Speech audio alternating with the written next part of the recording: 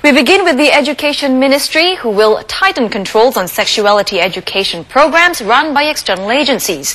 Materials of these agencies will now be vetted, and some of it will be put online so parents know what's being taught in schools. Paul Force with the details. Sexuality education is currently implemented in all schools, but over and above this, 3/4 of schools have also hired external agencies to complement the school programs. 2 weeks ago, the programs run by these agencies were suspended following complaints that the teaching materials in the program run by the Association of Women for Action and Research, or AWARE, were inappropriate. For example, homosexuality is seen as neutral in AWARE's instructor guide.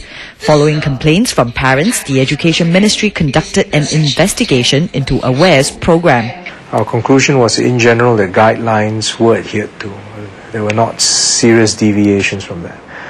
But in response to this situation, we wanted to give added assurance to parents and the community that so we've instituted these new guidelines.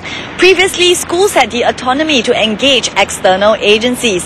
Now, these agencies must be approved by the Education Ministry. The agencies must submit their materials to the Education Ministry for vetting this June, and the vetting process will also be tightened. Subsequently, the Ministry will also be auditing the programs that these agencies deliver in schools. Dr. Ng says the programs must reflect mainstream values, which means encouraging heterosexual married couples to have healthy relationships. Abstinence is the key message, but information on contraception must also be included. Parents will be given more details on the sexuality education program conducted in schools, with information posted on the websites of the ministry and schools by August.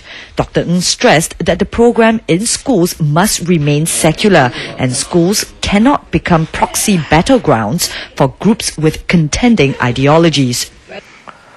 What we must stringently and strictly avoid is allowing our schools to go the way in some other countries, for example in the United States, where different groups with different views try to square off and try to settle their arguments in schools.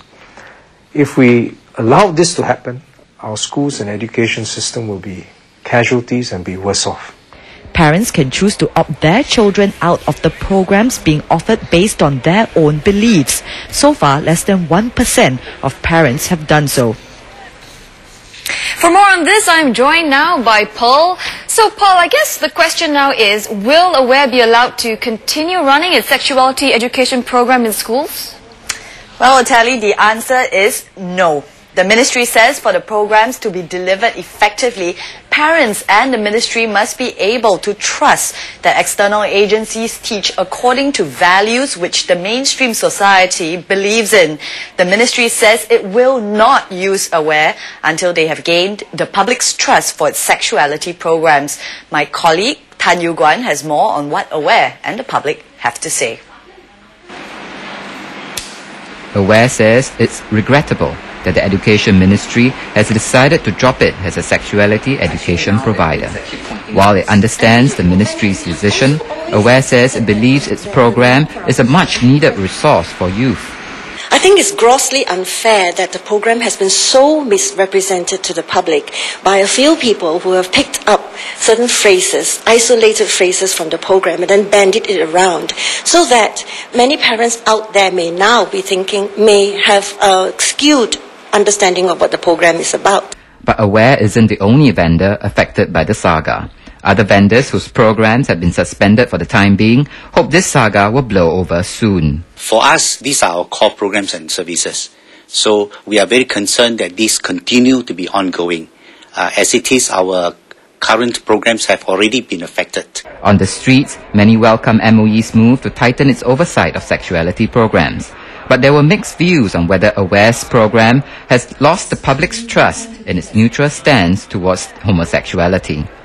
Whether, AWARE is right in teaching in schools as taking a neutral stance on it, given that they are a secular organization. I think that's fair. Obviously, we have to get the right message to our children that's very important, like we're getting involved and all that, they may send the wrong message to the kids, which is not accepted by Asians. Well, I think you have to take into consideration the fact that we import a lot of culture. You want to appear like you're upholding the traditional cultures that we as Singaporeans hold very dear to us, but you don't want to seem like you're backwards. But most agree that educating the young about sex is a must. So, Paul, what else is the ministry doing to beef up the current sexuality education program? Well, Tally, the ministry will be revising the curriculum to make sure it's up to date. A steering committee comprising doctors and educationists will advise on the changes. It will be chaired by Director of Education Ho Ping, and parents will be asked to give feedback.